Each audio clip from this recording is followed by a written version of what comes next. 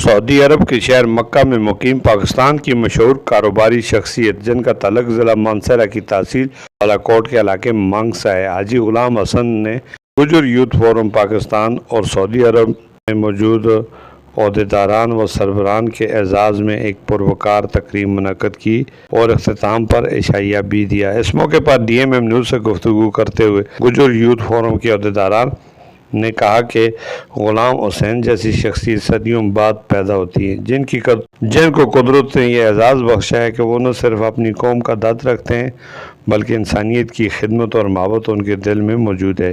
یہی وجہ ہے کہ رزق حلال سے مخلوق خدا کی دل خور کا مدد کرتے ہیں اور ان کا وسیع دسترخوان ہی حسن اخلاق ان کی وجہ شہرت ہے۔